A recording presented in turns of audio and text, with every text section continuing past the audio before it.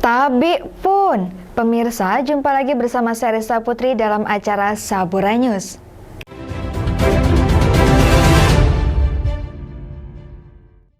Pemirsa, pemerintah daerah Pesawaran berharap kepada pelaku usaha wisata dapat berkontribusi nyata dalam optimalisasi pajak dan retribusi di bidang pariwisata untuk meningkatkan pendapatan asli daerah Kabupaten Pesawaran.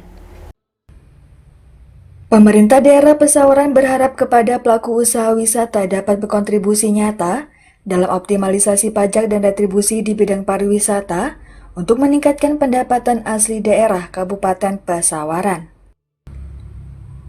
Hal itu dikatakan Asisten 3 Pesawaran Heriania saat sosialisasi optimalisasi PAD Kabupaten Pesawaran dan Perda Nomor 5 Tahun 2023 tentang pajak dan retribusi daerah yang dilaksanakan Bapenda Pesawaran di Balai Desa Batu Menyan, Kecamatan Teluk Pandan, Rabu 29 Oktober 2025.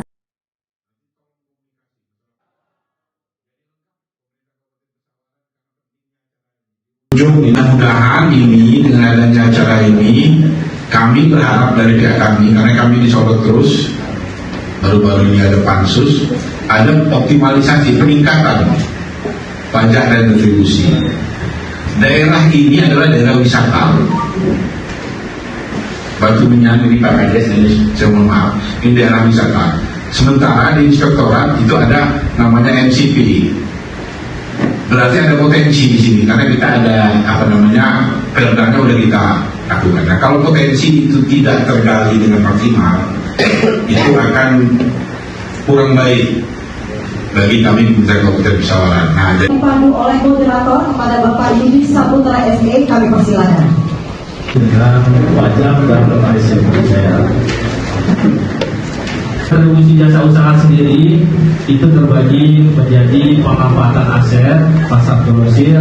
Disampaikan oleh Bang Yudi bahwa di wilayah wisata kita yang pada hari ini kita laksanakan kegiatan sosialisasi, sangat banyak sekali potensi pendapatan yang memang sangat lumayan besar, dan betul-betul kita berharap bisa tergali secara maksimal dan bisa tersalurkan dengan benar ke kas daerah Kabupaten Pesawaran. Mungkin saya langsung, tadi ada beberapa item pajak yang sudah disampaikan oleh Bang Yudi, seperti pajak hiburan, pesanggerahan, homestay atau penginapan, catering, resto, dan pajak parkir. Mungkin ada dari segi retribusi, di situ ada retribusi parkir, ada tambat kapal, dan lain-lain. Mungkin nanti dari Disub ingin menyampaikan terkait masalah retribusi yang ada di Dinas Perhubungan. Kembali saya sampaikan, yang mana dimaksud dalam pajak hiburan? Yang pertama, olahraga air. Contoh, misal ada wisatawan yang datang ke Pulau Pahawang atau main di seputar Batu Menyan, mereka misalnya sewa jet ski, kano, dan lain sebagainya, banana boat. Nah, itu masuk dalam kategori wisata hiburan air, yang mana ketentuan pajaknya sudah tertera di Perda.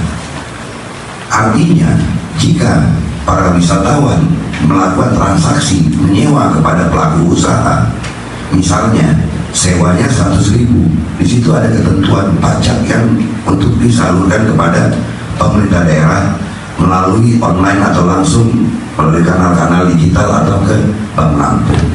Seperti itu contoh.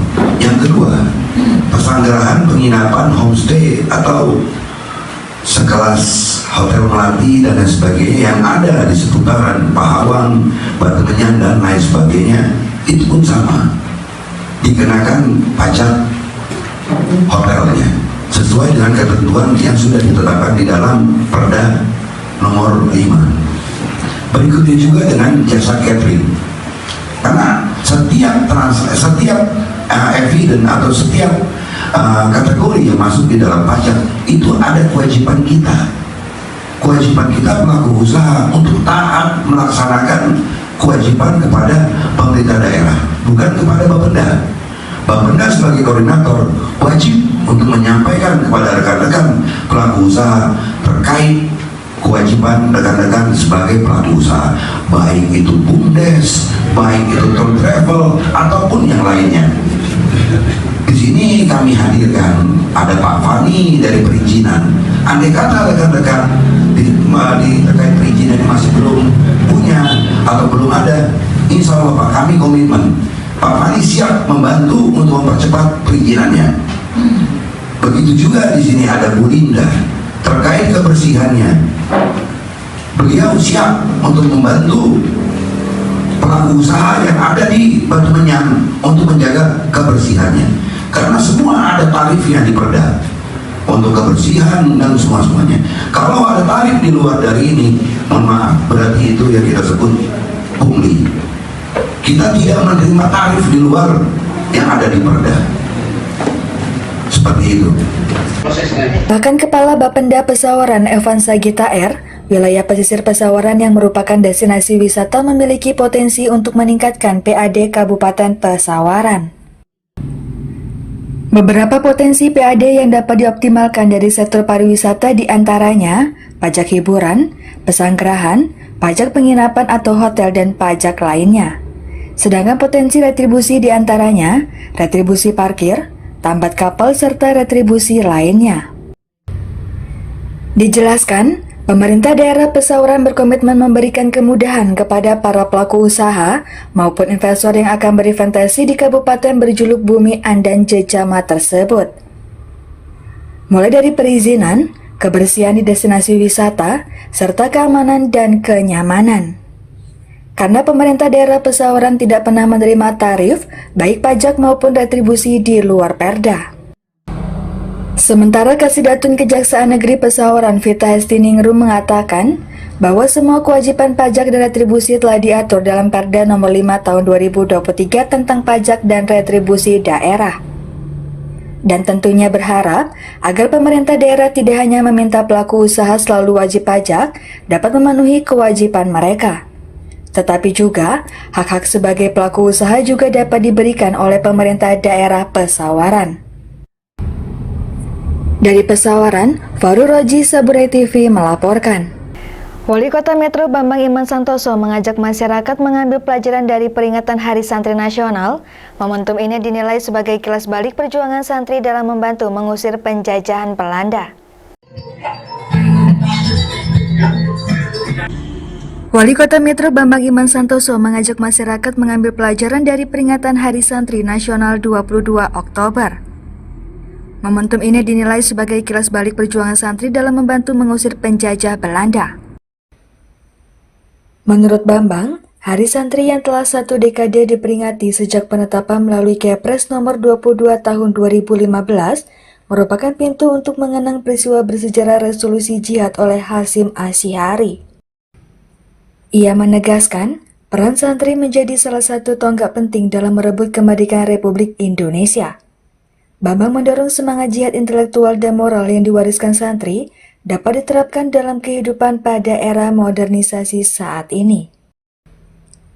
Pada kesempatan yang sama, Wali Kota Metro menyampaikan apresiasi atas respon cepat pemerintah pusat dalam penanganan musibah di Ponpes Al-Khozini Sidoarjo, Jawa Timur.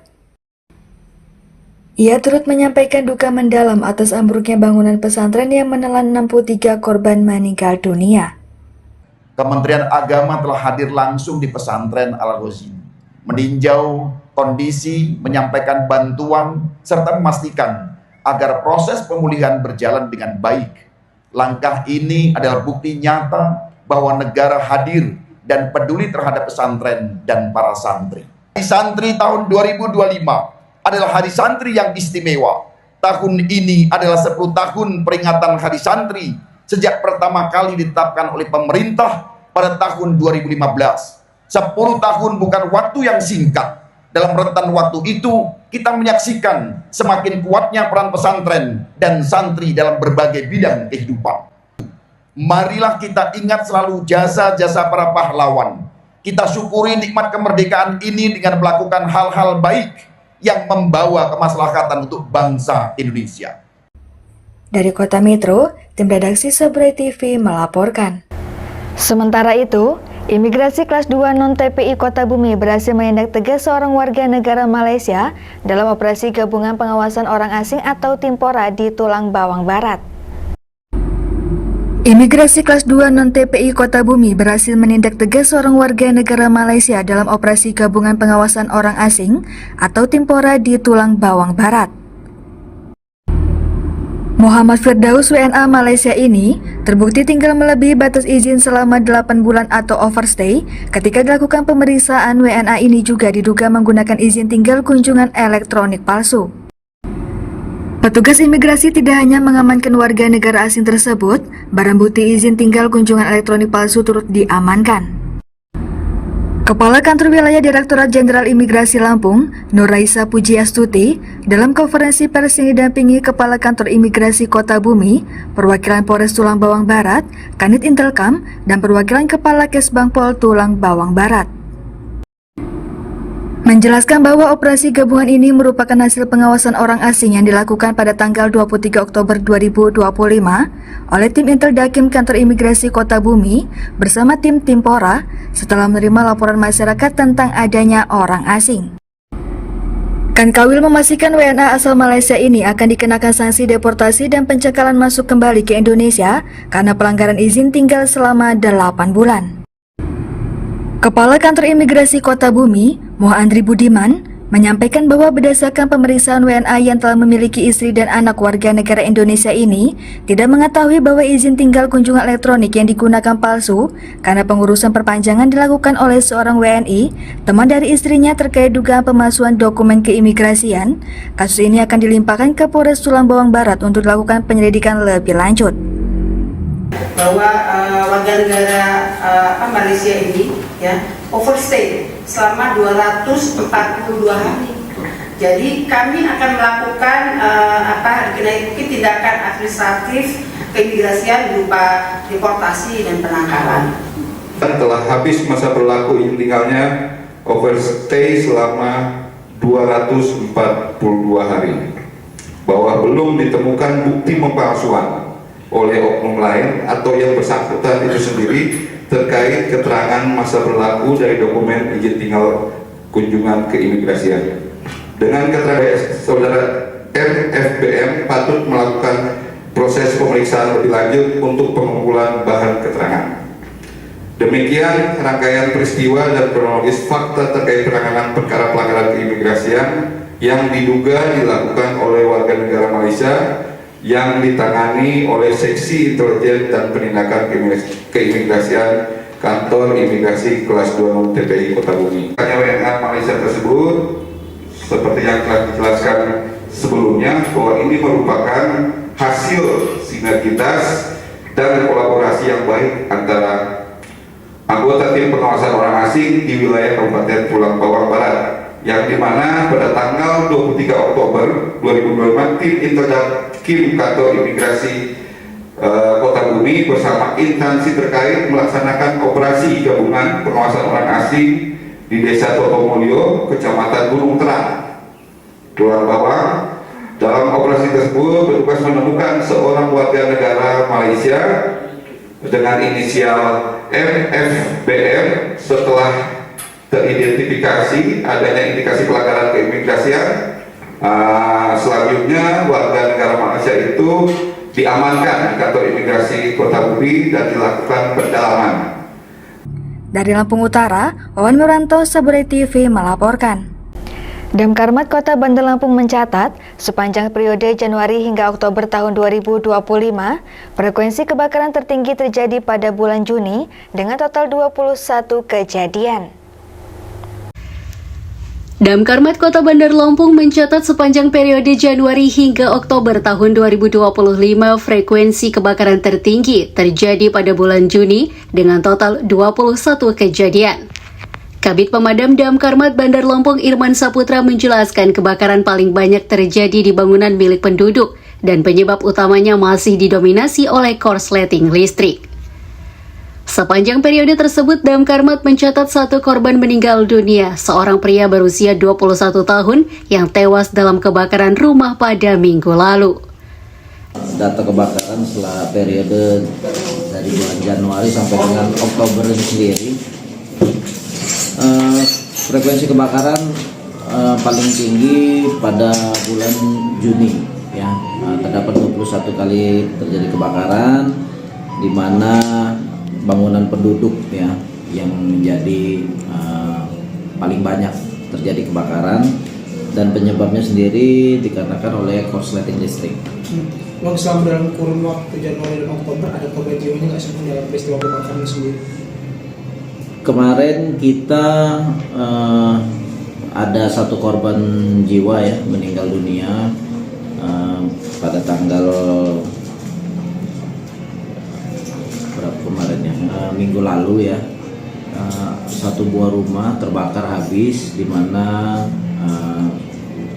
seorang pria usia 21 tahun meninggal dunia di dalam rumahnya ya. Jadi selama periode bulan Januari sampai Oktober baru kita temukan 1 korban jiwa yang meninggal dunia. Dengan peningkatan kesadaran dan kepatuhan terhadap aturan kebakaran, Damkarmat Bandar Lampung berharap risiko kebakaran di tahun berikutnya dapat semakin ditekan. Dari Bandar Lampung, redaksi Saburai TV melaporkan. Pemirsa, informasi tadi mengakhiri perjumpaan kita kali ini dan terima kasih telah menyaksikan Saburai News. Saya Risa Putri dan seluruh kru yang bertugas pamit undur diri. Sampai jumpa.